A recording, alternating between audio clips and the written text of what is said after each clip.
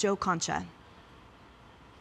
I can't imagine you being chosen as the person who has to tell those young children, Sophia and Jaden, and obviously the one-year-old, thankfully, if there's a better word for it, probably won't remember his mommy and daddy, but obviously Sophia looks old enough to know exactly that their mommy and daddy aren't ever coming home again. Imagine having to have that conversation. And there's such a brazen disregard for human life and people's livelihoods in this country. And we had some, certainly not all, but some in national media just last summer who justified looting, who justified rioting by calling them mostly peaceful protests and somehow justifying this unlawful, violent behavior. And you look at the numbers across the boards, guys, and they're staggering. I just wrote about this today for The Hill. New York, despite having the largest police force in the country, the city's murder rate is up 48% compared to pre-pandemic 2019. So if you want to know why Eric Adams, who's a former police captain, I believe, will likely be the next mayor of New York, that's why. Law and order. Atlanta, murders are up 58% compared to 2020 at this time. And then you have the city's mayor, Keisha Lance Bottoms, blaming the governor and Brian Kemp and saying, well, we reopened earlier, so there's more people in the streets. I mean, honestly, we're governed by children. In Portland, murders are up not 80%, but 800% over last year. Seattle, the one-time home of CHOP, you remember that in the Summer of Love? It's seeing its highest homicide rate in 26 years. So when Republicans take back the House next year in Tea Party-esque type fashion, because we're going to see probably a landslide, I would think, given the numbers that we've seen in the past in the first term of any president. Obama's lost 63 seats. Trump lost 43 seats. The GOP only needs to add back 5, I believe, to retire Nancy Pelosi. Crime, illegal immigration, and maybe inflation will be the 3 biggest drivers, particularly crime. This is affecting everybody now, and people are completely fed up. But the national media needs to cover this stuff more, and not just Fox News and a couple other outlets, guys. And Morgan, these two, Giovanni and Yasmin, these are the face of this rising crime statistics that Joe just laid out. This horrifying story, these savage murders. We are now looking at what once were 2 beautiful faces that are now the face of this spike in crime. You know, Emily, it's very hard to respond. I was getting pretty choked up listening to your intro and looking at those images and seeing those 2 little kids. You know, similar to Joe, I came here prepared with a lot of statistics and looking at the murder rate around the country being up over 49% than it was in 2019. And Joe just went through all the various cities where the murder rates, carjackings, et cetera, crime is up around the country.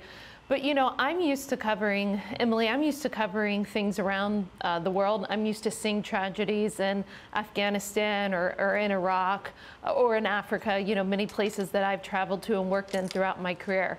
I'm not used to seeing these images here at home. And what's really disturbing is to see these parents that were killed in cold blood and to see that that's being repeated in cities like Portland, where the police officers are resigning en masse. It's troubling that the images that I'm used to seeing around the world from working in international affairs are happening here in the United States. And the statistics that Joe just rattled off are disturbing and are alarming. But these images, Emily, that you've shown at the beginning of this broadcast should resonate with all Americans, with all, you know, parents, non-parents, whomever you are. Something has to be done. I think there will be a political price to pay at the ballot. But what's more important to me is that this stops happening and that people, average, everyday Americans, start using their voice to say no more. Nothing will ever have an American get used to seeing something like that. Nothing could ever prepare us. It's like a war zone. That. It's like a war zone. I mean, raised military. You know, we used to talk about this when my dad would return as a combat pilot. We talked in the later years. He told me about what it was like in the 60s and civil rights and all of that. But this is not something that we're going to reach a point and something is gained by what we're going through. You know, I mean, we're not fighting for rights here. We're not, that's not what's happening in our country. Yet it somehow feels like a civil war. And on one side are the citizens and on the other are the criminals. And apparently we don't see them the same way. Because we have judges who want, and prosecutors who want to do things differently when they look at those cases than those of us who would be potential victims as citizens. Like, I don't want recidivism. I like reform if it makes us safe, but putting the same criminals back out over and over and over again. Look at what's happening in New York. Most of these people are repeat offenders. They're not first crime offenders. So that means that mistakes are being made in other places, not just at their hand. They're almost being enabled like a drug addict to come out and hurt us.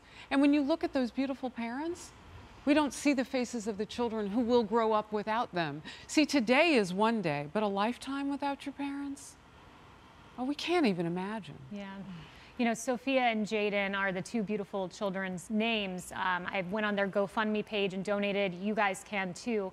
You know, the family's only asking for coverage of the funeral cost and the medical bills, but Sophia and Jaden have a whole future on their horizon and need the support of America to come around them. But what is so sad and tragic, this is one family. This is one example. This is happening every day. Children slaughtered in the streets, parents slaughtered in the streets. And to me, I think it is so shameful that we are nearly 7 months in to President Joe Biden's presidency, and only today, when we are almost at July, are we getting an address on crime. This is the #1 issue, and it is time for all of us to come together, regardless of party, put the spotlight on this and fix it, because I'm fed up.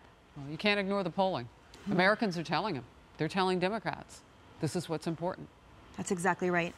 Giovanni Arzuaga, Yasmin Perez. May God bless their memory, and may the slaughter stop.